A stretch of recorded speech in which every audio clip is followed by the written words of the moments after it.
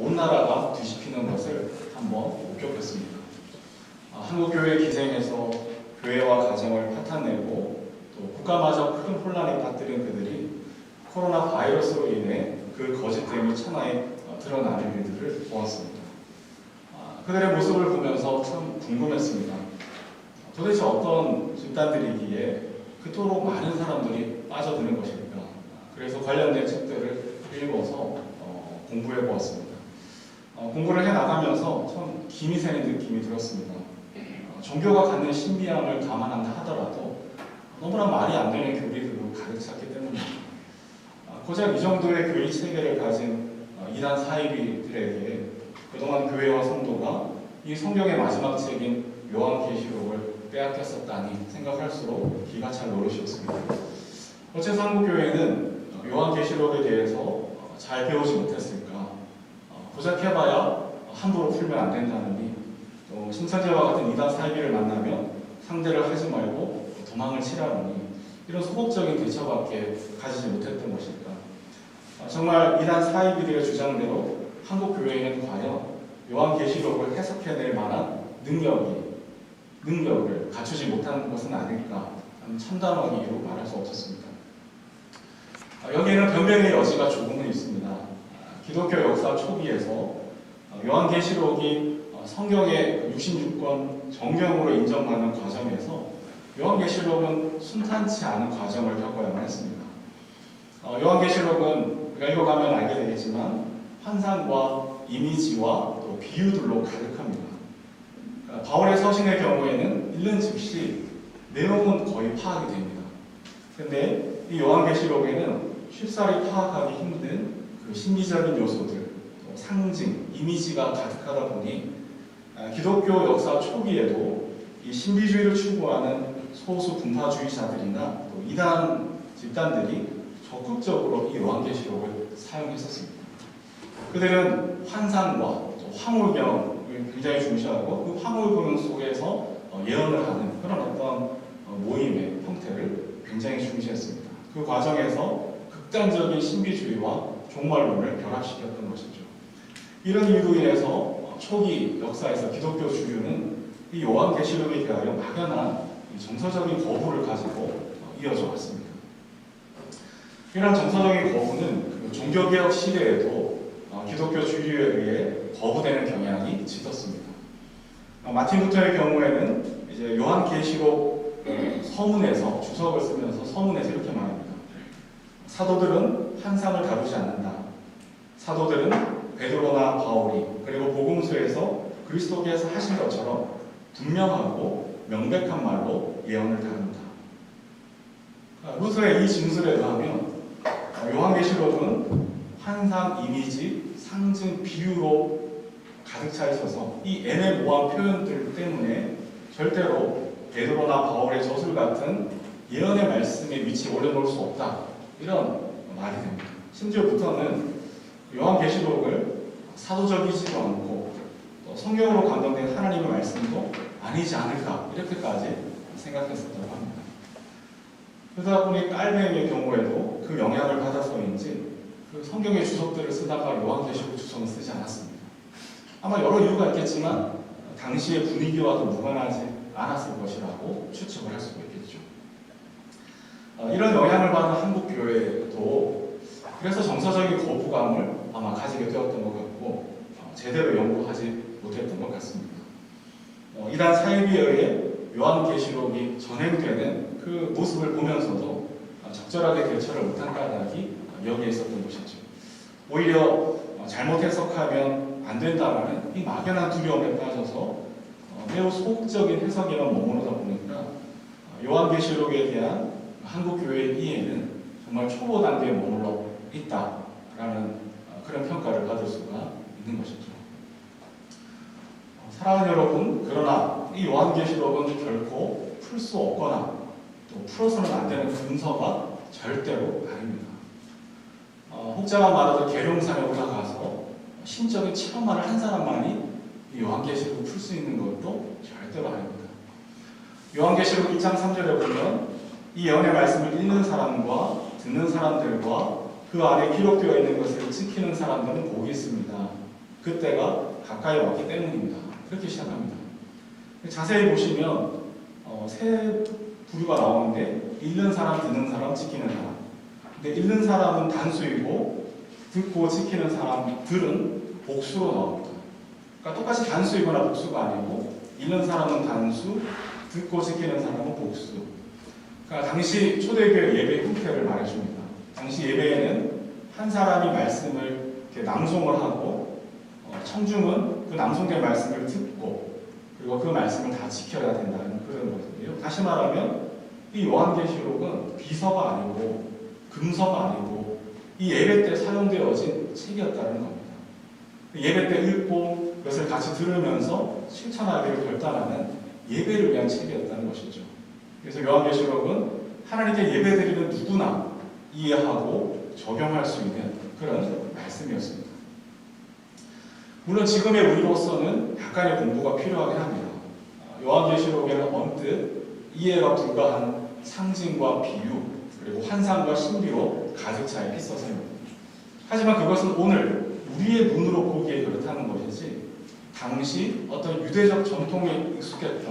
그러니까 요한계시록을 접하는 교인들이 당시 유대적 전통에 익숙했던 사람들이라는 것을 감안하면 그들이 이 요한계시록을 듣고 생활 속에서 실천하는 일에는 큰 어려움이 없었을 것이라는 것이죠.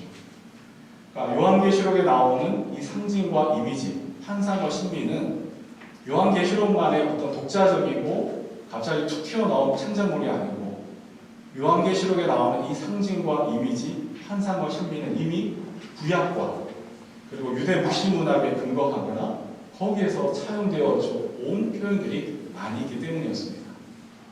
따라서 우리도 이 당시의 시대적 정황을 잘 파악하고 구약과 유대 묵시문학에서 차용한 이 상징과 이미지들을 잘 이해하게 되면 요한계시록이 우리에게 주시는 풍성한 의미를 분명히 깨닫게 될 것입니다. 그러면 이제 요한계시록은 오르지 못할 산이 아니고 부지런히 읽어가면 될 텐데요. 그럼 요한계시록을 우리가 어떻게 읽어야 되는가? 이것을 한번 다뤄보겠습니다. 이것은 매우 중요한 질문일 수가 있습니다. 무엇보다 요한계시록이 가지는 장르를 잘 이해해야 합니다. 우리가 소설을 읽을 때 설마 소설을 읽으면서 과학책으로 읽는 분들은 없을 겁니다. 논문을 읽어가면서 논문을 소설로 읽는 분들도 없을 겁니다. 그렇게 되면 그것이 원래 말하고자 하는 의미를 밝힐 수가 없습니다. 마찬가지로 이 요한계시록의 원래적 장르를 잘 알아야 이 요한계시록을 통해서 우리에게 주시는 하나님의 말씀을 깨닫고 적용할 수가 있다는 것이죠. 요한계시록은 크게 세 가지 장르가 동시에 작동하고 있습니다. 첫 번째는 계시, 그것을 이제 아포칼립시스 이렇게 이야기를 하는데요. 그러니까 즉 이 계시라는 말은 묵시라는 말이기도 합니다. 그러니까 묵시문학의 형태를 띠고 있다 이런 얘기입니다. 그래서 1절에 보면 이것은 예수 그리스도의 계시입니다. 이 계시는 곧 일어나야 할 일들을 그 종들에게 보이시려고 하나님께서 그리스도에게 주신 것입니다. 그런데 그리스도께서는 자기의 천사를 보내셔서 자기의 종 요한에게 이것을 알려주셨습니다. 이 요한계시록은 계시의 책이라고 합니다. 근데 이때 계시는 우리가 흔히 오해하던 직통계시 이런 게 아닙니다. 직통계시 차원의 계시가 아니고 이 계시는 묵시라는 차원에서의 계시인데 그러니까 묵시문학이라고 하는 일종의 문학 장르를 일컫는 말이 되겠습니다. 그러니까 묵시문학 아마 한 번쯤은 들어보셨을 텐데요. 구약에서도 이미 묵시문학 형태가 나옵니다. 구약에서 대표적인 묵시문학의 책은 다니엘서입니다. 그래서 다니엘서 앞부분을 읽어가면 쉽게 이해하다가 갑자기 뒷부분에 환상과 이미지가 나오면서 굉장히 다니엘서가 읽기 어려웠던 그런 경험들이 있으셨을 텐데 이 다니엘서가 구약에 나오는 대표적인 묵시문학 중에 하나입니다. 그리고 다니엘서 외에도 이 묵시문학적 환상은 에스겔, 이사야, 스가랴 등에서도 일부분 이 묵시 형태가 나오고 있습니다. 66권 정경에 포함되지 않은 것들 중에서는 우리가 쉽게 접할 수는 없하지만 에녹스, 바룩이서 등등과 같은 그런 묵시문학의 책들이 있는데요. 그러니까 이 계시, 즉 아포칼립시스, 즉 묵시문학이라는 것은 뭐냐? 감추어 있던 것을 밝히 드러내는 그런 책이라고 할 수 있습니다. 즉, 눈에 보이는 이 세계의 진짜 실상을 고발하고 이와는 질적으로 전혀 다른 세상, 다른 세계가 있다는 것을 보여주는 의도가 바로 묵시문학의 목적입니다. 묵시문학을 통해서 우리에게 알려주는 것은 지금 우리가 눈에 보는 현실의 세계가 전부가 아니고 이 세계와 대비되는 다른 세계, 즉 초월적 세계가 저 하늘에 있고 그 세계를 밝히 드러내는 것이 묵시문학이라는 것이죠.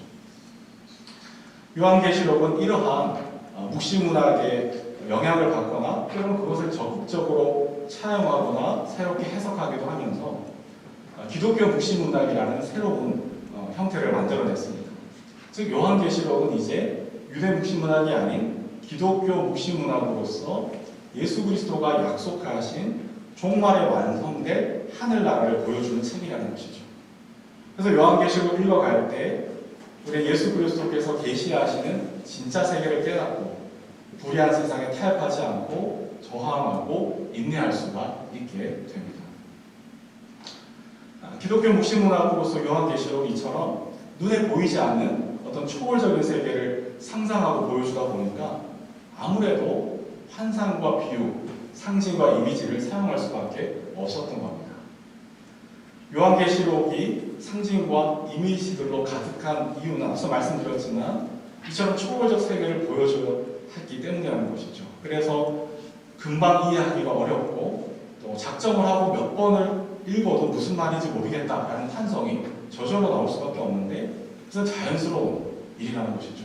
하지만 요한계시록을 받아든 이 7교회 성도들에게는 별도의 설명이 필요가 없었던 겁니다. 왜냐하면 당시의 시대적 정황 속에서 구약과 유대 묵시문학에서 가져온 이 상징과 이미지들이 가리키는 바를 정확하게 이해하고 있었기 때문이었습니다.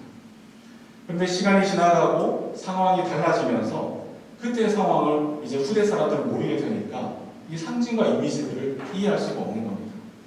그래서 이것을 다르게 말하면 우리 또한 이 요한계시록에서 사용하는 상징과 이미지, 환상과 비유들을 당시 상황에 따라서 잘 이해하게 된다면 이 요한계시록의 본래적 의미를 분명하게 깨달을 수 있게 된다는 말이 됩니다. 그러면 요한계시록이 이 묵시문학을 통해 고발하는 우리가 살아가는 이 세계의 실상은 어떠한 세계일까요? 요한계시록이 쓰여진 주후 90년대에 그 소아시아 7교회가 처한 상황을 살펴보면 이 계시록에 나타난 세계의 실상을 알 수가 있습니다. 요한계시록이 쓰여진 당시의 세계는 팍스 로마나의 세상입니다. 그래서 팍스 로마나가 뭐냐? 로마의 평화. 로마의 평화가 세계를 다스리는 때였습니다. 로마가 세상의 주인으로서 로마의 평화가 전 세계를 통치했습니다. 하지만 이 로마의 평화는 로마 시민권자들이나 가진 자들에게나 해당하는 말이었습니다. 로마는 폭력과 수탈의 방법으로 식민지를 비롯한 온 세상을 짓밟고 그 위에 세워졌습니다. 그 속에서 없는 사람, 식민지 백성들은 끝없는 수탈과 고통을 당했죠. 로마의 평화는 이처럼 모순적인 선전 문구에 지나지 않았습니다. 사람을 노예로 삼고 그들의 뼈를 갈고 고열을 빨아 화려한 로마 제국을 세워갔던 것이죠. 세상의 모든 자원을 다 로마로 무한대로 빨아들이고 그것을 흥청망청 소비하며 로마의 문명은 지탱되었습니다. 가진 로마인들은 빼앗아서 더 가지게 되고 빼앗긴 자들은 빼앗기고 빼앗겨서 더 없는 상태로 노예 상태로 팔려가는 것이 팍스 로마나의 실상이었습니다. 이러한 체제와 질서의 반기를 드는 것은 멸망과 죽음을 의미합니다. 이스라엘이 AD 70년에 멸망하고 뿔뿔이 디아스포라로 흩어지게 된 것도 로마의 이러한 악마적인 체제에 대항하였기 때문이었습니다. 이처럼 모순으로 가득한 로마의 평화는 특히 초기 기독교인들에게 너무나 큰 시련이었습니다. 로마는 자신의 제국을 영속적이고도 효과적으로 통치하기 위해서 황제를 신으로 숭배하는 것을 강요했습니다. 곳곳에 황제의 동상과 신전을 세우고 동전까지 주조해서 유통하게 했습니다. 황제 숭배를 비판하고 거부하는 그리스도인들은 소외되고 경제적으로 활동할 수가 없었고 반제국적 인물로 의심받아 고발과 신문의 대상이 되었습니다. 심지어 황제를 신으로 믿지 않는다는 이유로 무신론자로 규정되어서 처형을 당한 이들이 비일비재했습니다. 이러한 세상에서 더 절망스러운 것은 출구가 보이지 않는다는 겁니다. 어디를 가나 로마 황제가 황제의 동상이 서 있지 않은 곳이 없습니다. 할아버지 때에도 아버지 때에도 내 자손들의 때에도 황제의 노예로 로마의 노예로 살아가야 할 것 같이 보입니다. 로마에 동화되고 황제를 신으로 모셔드리지 않는 이상에는 죽음밖에 남아있지 않아 보였습니다. 황제를 숭배하고 로마에 동화되어 살 것인가 아니면 죽을 것인가 라는 기로에서 교회는 어떤 선택을 해야 할까요? 그리스도인들은 어떻게 살아가야만 할까요? 요한계시록은 이러한 시대적인 정황 속에서 묵시를 통하여 7교회를 향해 말씀합니다. 다른 세상이 있다. 황제를 신으로 숭배하지 않고는 살 수 없는 로마 말고 이리와 어린 양이 함께 뒤무는 참된 평화의 왕국, 초월적이고 대안적인 진짜 세계가 있다라고 하십니다. 삼일째 하나님으로부터 오는 종말론적인 초월적 세계를 이 상징과 이미지를 통해 보여주시면서 그와 대비되는 현실적인 부조리와 악마적인 모습을 고발하고 있는 것이죠. 따라서 묵시 형태로 기록된 이 요한계시록을 이해하고 또 그 말씀을 실천하고 살아갈 때 우리는 하나님이 보여주시는 진짜 세계를 보게 될 겁니다. 그리고 악마적인 세상 속에서도 부조리와 모순에 저항하고 인내하며 그것을 변형시키는 용기와 힘을 얻게 될 것입니다. 두 번째로 요한계시록은 예언의 책입니다. 3절에 보시면 이 예언의 말씀을 읽는 사람과 듣는 사람들과 그 안에 기록되어 있는 것을 지키는 사람들은 복이 있다 이렇게 합니다. 요한계시록은 예언이라는 형태를 띠고 있습니다. 우리가 주로 예언 그러면 어떤 첫 느낌이 드시나요? 주로 미래의 일을 이야기하는 것 이것은 이제 예언이라고 생각하는데 꼭 그렇지만은 않습니다. 성경에서 예언자들이 예언을 통해서 미래의 일을 말하기도 하지만 예언자들이 미래의 일들을 미리 말하는 경우에도 거기에는 분명한 이유가 있습니다. 예언을 듣는 사람들의 현재의 삶이 변화되기를 바라는 차원에서 미래의 일을 이야기하는 것이죠.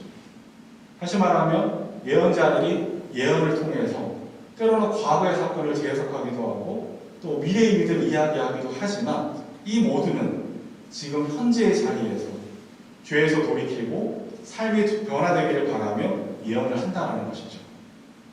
그러니까 요한계시록이 주시는 이 예언은 지금 이 자리, 이 현재의 변화를 위한 하나님의 말씀이라는 겁니다. 따라서 우리가 요한계시록을 읽어나갈 때 단순히 종말에 어떤 일들이 일어날지를 가르쳐주는 매뉴얼로 읽어서는 절대로 안 됩니다.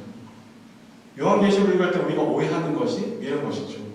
666, 휴거, 베리치, 바코드, 성등 이렇게 종말에 관한 이야기를 하는데 그런 매뉴얼에 관한 책이 절대로 아니라는 겁니다. 어떻게 하면 앞으로 다가올 대환란을 피하고 이 핵전쟁 속에서 휴거될 수 있는지를 알려주는 책이 절대로 아니라는 겁니다. 그날과 그때는 아무도 모른다고 했습니다. 구체적인 방법도 성경에 나와 있지 않습니다. 이것을 안다고 하는 사람이 있으면 그는 거짓말쟁이고 사기꾼이고 그리고 절대로 말을 들어서는 안 됩니다. 요한계시록은 결국 그런 책이 아니기 때문입니다. 요한계시록은 예언서입니다. 예언서인데 동시에 묵시록입니다. 묵시적 예언이고 예언적 묵시라는 것이죠. 무슨 말이냐? 요한계시록이 보여주는 이 종말에 이루어질 초월적 세계, 이것은 먼 미래 역사의 종말이나 되어서 오는 것이 아니라 지금 현재 우리의 삶 속에 침투되어 있는 현재의 사건이라는 것입니다. 요한계시록이 앞으로 마귀와의 전쟁, 우주적 전쟁을 살펴보게 될 텐데 요한계시록에서 벌어지는 흔한 일들은 먼 미래의 종말이나 이루어질 일이 아니고 지금 우리가 직면하고 있는 교회의 현실이라는 것이죠. 요한계시록의 예언은 먼 미래의 사건이 아니라 지금 여기에서 성도가 영적 전쟁을 수행해야 하는 현실이라는 것입니다. 그러므로 요한계시록은 이 책을 읽고 듣는 자들에게 성령이 교회들에게 하시는 말씀을 들으라고 합니다. 지금 여기에서 회개하고 돌이키고 결단해야 한다는 것이죠. 먼 미래로 유예시켜 놓는 것이 아니고 지금 현재의 자리에 임하시는 하나님의 나라, 그 초월적인 세계를 상상하고 기대하며 지금 여기에서 종말의 삶을 살아가라고 명령하고 있습니다. 세 번째로 요한계시록의 특징은 서신서라는 점입니다. 4절에 보시면 나 요한은 아시아에 있는 7교회에 이 편지를 씁니다 라고 되어 있습니다. 그러니까 요한계시록의 1차 수신자가 이 소아시아에 있는 7교회입니다. 그래서 2장과 3장에 걸쳐서 이 7교회를 향한 구체적인 메시지가 나오는데요. 에베소, 서머나, 버가모, 두아디라, 사데, 빌라델비아, 라오디게아 이 7교회가 나옵니다. 아마 이 요한은 그 소아시아 7교회를 순회하면서 예언자 말씀을 전했던 예언자 전통에 있었던 사람이었던 것 같습니다. 이 편지를 쓰는 요한은 9절에 보니까 지금 반모라는 섬에 갇혀 있습니다. 왜 그런 반모 섬에 갇혔느냐? 하나님의 말씀과 예수에 대한 증언 때문이라고 합니다. 추측하기로는 황제 숭배를 당연히 거부하고 예수 그리스도가 참된 왕이요 하나님의 아들이심을 전했기 때문일 겁니다. 앞으로 그는 반모섬에서 처형을 당할 겁니다. 그런 그가 환난 중에 있는 소아시아 7교회를 위로하고 동시에 죄에서 돌이킬 것을 촉구하며 편지를 보내고 있습니다. 이처럼 요한계시록은 삼위일체 하나님을 발신자로 하고 이 요한을 통해서 소아시아 7교회를 수신자로 하는 편지의 형태로 이루어져 있는데요. 그런데 이 요한계시록 서신은 비단 7교회에만 한정되는 메시지가 아닙니다. 동서고금을 막론하고 모든 교회를 향하는 책이기도 합니다. 요한이 이 7교회, 7이라는 숫자를 쓴 것이 참 의미가 있습니다. 실제 그가 사역한 교회가 7교회일 수 있지만 그러나 7이라는 숫자를 쓴 이유는 7은 유대 묵시문학에서 완전함을 뜻하는 숫자입니다. 즉 7교회 보낸다는 것은 실제 소아시아 지역의 7교회가 1차적 수신이기도 하지만 동시에 완전한 차원에서의 교회, 즉 모든 전체의 교회를 의미하는 것이죠. 그러므로 요한계시록을 읽을 때에는 오늘 여기 우리 교회에게 주시는 말씀, 우리 모두에게 주시는 말씀, 우리를 위한 예수 그리스도의 편지로 읽고 듣고 실천해야 한다는 뜻입니다. 이상에서처럼 요한계시록에서 작동하는 세 가지 장르, 묵시, 예언, 편지라는 것을 살펴보았는데 이것을 염두에 두고 22장 전체를 읽어간다면 결코 못 오를 산이 아닙니다. 요한계시록에 나타나는 상징과 이미지를 하나하나 당시 시대적 정황 속에서 우리가 분석하고 깨달아 간다면 이 요한계시록을 7교회, 세상의 모든 교회를 향하여 주시는 하나님의 그 풍성한 보화를 마음껏 캐내고 힘있게 살아가게 될 것입니다. 또 한 가지 이제 요한계시록의 구조를 보시면 주보에 이제 기록되어 있는데요. 크게 프롤로그, 서론, 본론, 결론, 그리고 에필로그로 이렇게 구조가 되어 있습니다. 그래서 이 뼈대는 계속 22장을 살펴가면서 이 뼈대를 염두에 두고 함께 읽어가도록 하겠습니다. 그리고 오늘 함께 나누고 싶은 마지막인데요. 이 요한계시록 전체를 관통하는 핵심 주제가 있다면 그것은 마라나타입니다. 그래서 마라나타는 번역을 하면 아멘 주 예수 오시옵소서 라는 뜻이기도 하고 또 한편으로는 주께서 임하신다 이런 뜻이기도 합니다. 이 주제가 요한계시록 전체를 관통하는 하나의 핵심 주제라고 할 수가 있겠습니다. 이 주제를 가지고 지금 이 시간 마지막으로 함께 말씀을 나누고자 하는데요. 7절을 보시면 보아라 그가 구름을 타고 오신다. 눈이 있는 사람은 다 그를 볼 것이요 그를 찌른 사람들도 볼 것이다. 땅 위의 모든 족속이 그분 때문에 가슴을 칠 것이다 라고 합니다. 그리고 이제 요한계시록 22장 마지막 에필로그 쪽에 가면 22장 20절과 21절에서는 이 모든 계시를 증언하시는 분이 이렇게 말씀하셨습니다. 그렇다 내가 곧 가겠다. 아멘 오십시오 주 예수님 주 예수의 은혜가 모든 사람에게 있기를 빕니다. 아멘. 이렇게 마칩니다. 이처럼 마라나타 주님이 오신다 주님 오십시오 라는 이 주제가 요한계시록 전체를 관통하고 있는데 이 마라나타 그가 오신다 아멘 주 예수의 오시옵소서 라는 이 소망은 기독교의 소망이고 성도가 이 세상을 살아가는 참된 약속인 것이죠. 만약 이 약속이 우리 기독교에게 없다면 성도의 믿음과 헌신은 헛수고에 지나지 않을 겁니다. 그러나 주님이 다시 오실 것이기에 세상의 조롱과 삶의 고난 중에서도 성도의 삶은 그 신앙을 지켜나가고 성도의 삶은 헛되지 않고 가치가 있다는 뜻입니다. 그런데 그가 오신다라고 하는 이 종말론적인 약속은 먼 미래적 사건에만 있는 것이 아닙니다. 만일 그가 오신다라는 이 종말론적 초월적 세계를 그날과 그때를 알 수 없는 종말의 시간으로만 유예시켜 놓는다면 우리는 오늘을 살아갈 수가 없습니다. 그러니까 그가 오신다라고 하는 이 마라나타를 먼 종말에만 이루어질 것으로 우리가 유예시켜 놓는다면 우리는 오늘의 현실을 견뎌낼 수가 없는 것이죠. 그날과 그때를 알지 못하는 가운데 무작정 종말과 미래를 기다리기에는 우리의 믿음은 연약하고 이에 반해 요한계시록이 고발하는 우리의 현실은 너무나 가혹하기 때문입니다. 하지만 그가 오신다는 말씀은 종말론적 약속이면서 동시에 지금 여기에서 일어나고 있는 현재적 예언이기도 합니다. 그래서 우리는 가혹한 현실 속에서도 믿음을 잃어버리지 않고 악마적인 세상 속에서 인내하며 기다리며 저항할 수가 있는 것이죠. 구절에 보면 요한계시록에 특히 인내라는 단어가 많이 나오는데 우리말로는 인내라고 번역되었지만 실제로는 저항이라는 표현이 더 적합하다고 합니다. 그러니까 우리 악마적인 세상 속에서 인내하고 저항하고 하나님의 나라를 위하여 일해가는 사람들이라는 것이죠. 9절과 10절에서 우리는 이것을 확인할 수가 있습니다. 밤모섬에 홀로 갇혀있는 요한에게 주님의 날에 나팔 소리처럼 큰 음성이 들려옵니다. 그리고 12절과 13절에 보면 촛대 사이에 인자와 같은 분이 계시는 것을 요한이 보게 됩니다. 이 촛대는 교회를 말하는 것으로 이 본문 마지막에 기록되었는데요. 그러니까 촛대는 교회를 말합니다. 촛대 사이에 인자와 같은 분이 계십니다. 즉 교회 속에서 운행하시는 그리스도, 교회의 머리로서 교회 가운데, 즉 교회 공동체인 우리 삶 가운데 존재하시고 행동하시는 그리스도를 이 요한은 보게 되었습니다. 요한은 지금 밤모섬에 죄수로 갇혀 있습니다. 외로이 홀로 밤모섬에 고립되어 있는 이 요한의 심정은 어떠했을까요? 그가 처한 역사적 맥락은 매우 불안한 사정입니다. 그 당시는 AD 90년도는 도미티아누스가 다스리던 시대였는데 도미티아누스는 우리가 흔히 아는 로마의 네로보다 더 악독하게 기독교를 극심하게 박해했다고 합니다. 일례로 성도들을 기둥에 묶습니다. 그리고 기름을 붓고 불에 태웁니다. 왜요? 밤거리를 밝히는 등불로 사용했습니다.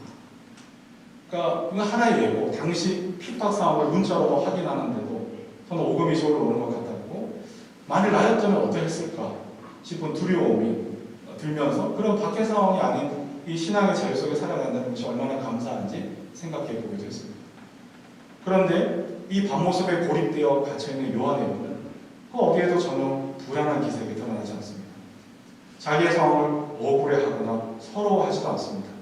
오히려 소망 가운데 힘있게 이 묵시적 예언을 전하고 있습니다. 도대체 어떻게 그가 그럴 수가 있었던 것일까? 살아서 나가려는 보장은 전혀 없고 이 모질고 척박한 현실 속에서 들려오는 소식들은 많은 교회들이 로마의 박해 속에 타협하고 믿음을 떠나는 그 외로운 자리에서 다름 아니라 오늘 나를 찾아오시는 주님을 만나기 때문인 줄 압니다. 마라나타, 내가 곧 간다라는 이 약속을 먼 미래적 사건의 소망으로만 아니라 지금 밤모섬에 갇혀있는 요한은 지금 이 자리에서 현재로 누리고 있었던 것이죠. 종말에나 이루어질 예언이 아니라 밤모섬에 있는 그를 찾아와 주시고 주님은 만나 주십니다. 성육신과 종말 사이에서 오늘을 살아가고 있는 요한에게 마라나타 주님이 임하여 주십니다. 내가 너와 함께하고 있어. 너는 결국 혼자 고립되어 있는 것이 아니야 라는 사실을 주님의 날에 나팔소리와 같은 음성으로 들려주시는 것이죠. 바로 이러한 이유 때문에 로마는 요한을 핍박하고 강압적으로 대하더라도 거기에 불하지 않고 이 악마적인 로마 제국에 인내하며 저항하고 하나님의 새로운 세계를 꿈꾸며 기록하며 우리에게 증언할 수가 있었던 겁니다. 그리고 이러한 요한의 경험은 오늘 우리에게도 동일하게 일어나고 있다고 믿습니다. 성육신과 이 종말의 사이에서 밤모섬에 갇힌 영혼을 찾아오신 주님은 지금 여기 우리의 삶의 자리에 마라나타 찾아오고 계십니다. 이것을 믿으시기 바랍니다. 이것이 믿어지는 은혜가 충만하시기를 축복합니다. 소개해드리고 싶은 글이 하나 있습니다. 나의 사랑하는 교회는 지난 부활절 헌금으로 열매 나온 재단이 후원하고 또 일정 부분은 교회 내 코로나19로 직접적인 영향을 받은 분들과 그 헌금을 나누었습니다. 근데 그 중에 한 분이 올려주신 글을 허락을 받고 잠깐 소개를 해드리고 싶습니다. 오늘도 자리에서 일어나 코로나가 빨리 종식되기를 바라는 기도를 드립니다. 절실하게 다가오는 현실 앞에서 가슴이 두근거리는 불안을 느끼는 순간도 있습니다. 기도 외에는 할 수 있는 것이 없는데 하나님께서 어찌하실 건가? 내 기도를 들어주실 건가? 다른 대안을 주실 건가? 기다릴 뿐입니다. 교회에서 이렇게 사랑을 받을 줄 몰랐습니다. 송구한 마음이지만 감사히 받겠습니다. 고맙습니다. 짧은 글이지만 읽고 나서 한참이나 마음이 먹먹했습니다. 정말 적은 금액이었지만 이를 통해서 우리가 모두 경험하는 것은 우리가 기다리는 그 주님이 먼 미래나 일어날 사건이 아니고 바로 지금 여기 우리를 사랑하시는 주님, 일곱 초대 사이에 계시는 그리스도, 오늘 여기 우리와 함께 하시는 예수님, 마라나타 다시 오실 바로 그분, 이 땅의 주인 되시는 하나님, 그분을 우리 모두는 경험했던 것이죠. 알파와 오메가가 되시는 우리 주 하나님은 먼 훗날 도적같이 임하실 뿐만 아니라 지금 여기 바로 촛대 사이에서 밤모섬에 갇혀있는 나에게 과거와 현실에서 탄식하고 있는 나를 기억하고 찾아오고 계십니다. 우리가 힘들어하고 통곡하며 우는 것을 외면하지 않으시고 그분 또한 십자가에 매어 달려 버림받으신 자로서 우리의 고통을 치유하시는 분으로서 친히 나에게 오셔서 내 눈에서 눈물을 닦아주시고 사랑을 주시는 분이십니다. 그분은 온 세상의 주인 되시는 나의 주, 우리 하나님 아버지이십니다. 점점 더 신앙생활하는 일이 어려워지고 있는 현실을 우리는 모릅니다. 아직도 교회 다니냐 하는 말을 여사로 듣는 세상에서 우리는 살아갑니다.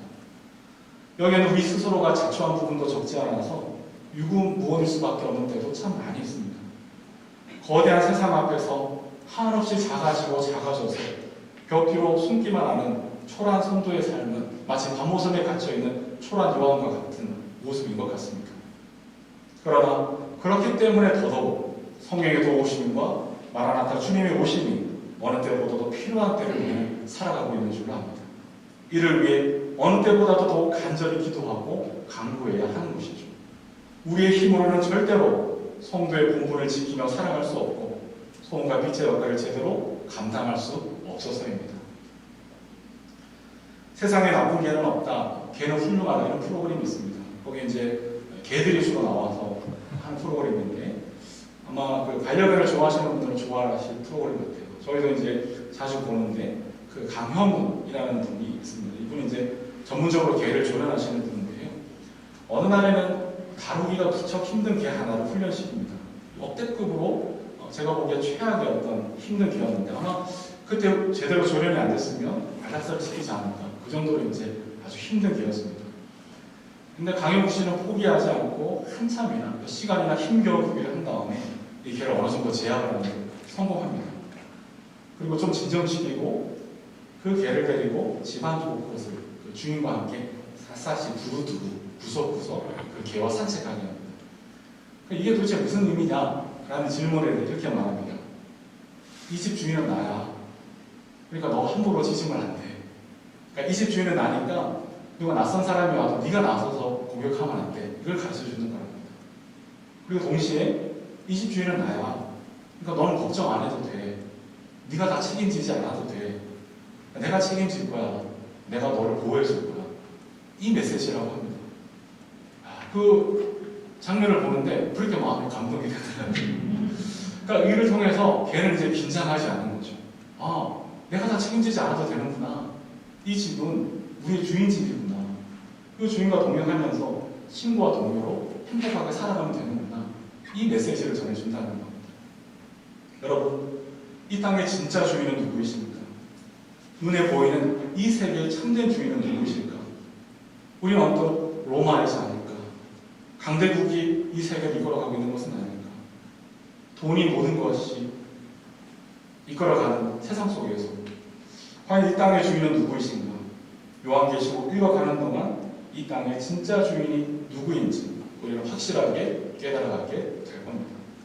진짜 주인이신 하나님이 저 종말에나 이루어질 축복적 세계, 저 하늘의 세계에서 지금 여기 우리가 사는 이 세계에 오고 계시고 또 임마누엘 성령으로 우리와 함께 하고 계심을 확인하게 될 겁니다.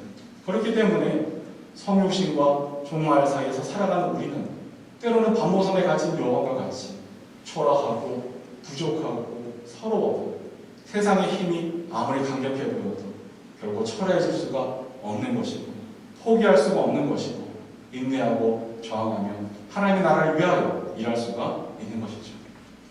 하나님이 주인 되시는 세상은 죽도록 일해야 겨우먹고 사는 악마적인 세상이 결코 아닙니다. 이렇게 말하면 누군가는 창세기 3장에서 아담에게 너는 죽는 날까지 수고를 해야 땅에서 남은 것을 먹을 것이다 라고 이 말씀을 갖다 대면서 죽도록 일해야 겨우 먹고 사는 논리를 정당합니다. 그러나 이런 세상은 하나님이 꿈꾸는 세상이 아닙니다. 그러한 세상은 예수님 성육신 전의 일이었습니다. 예수님이 십자가와 부활을 통해 하나님과의 관계를 회복시켜 주셨습니다. 그러므로 하나님이 주인 되시는 세상은 주 하나님이 친히 빛이 되시고 사시사철 생명나무의 열매 달려 누구나 마음껏 따먹을 수 있고 생명수 강이 도시를 흐르고 이리와 어린 양이 함께 뒹굴면 우리의 눈에서 눈물을 씻겨주시는 정말 먼저 초월 세계인 것이죠. 그 나라가 지금 여기에 오고 있습니다. 그 나라를 우리 교회에 맡겨주셨습니다. 우리 삶 중심에서 이 나라를 살아내고 이 나라를 만들어갈 것을 주님은 요구하고 계십니다. 주님께서 우리 삶에 오셔서 내외적으로 위기에 처한 교회들을 도와주시고 가혹한 현실에 처한 성도의 삶을 지켜주시기를 이 요한계시록을 읽어가는 동안 간절히 기도하면 좋겠습니다. 초대사이에 계시는 주님께서 이 악마적인 세상을 변혁시킬 힘과 새롭고 대안적인 세상에 대한 전망과 꿈을 우리 마음에 기름 부어 주시기를 소원하고 기도하면 좋겠습니다. 밤모섬에 갇힌 요한처럼 이 가혹하고 고립된 현실을 비록 겪고 있을지라도 주님이 오시면 날마다 주님을 만나면 오늘을 살아갈 수 있습니다. 뿐만 아니라 세상 속에서 소음과 빛의 역할을 감당하는 아름다운 삶을 우리 모두는 살아갈 수 있습니다. 이 은혜와 복을 누리시기를 주님의 이름으로 축복합니다.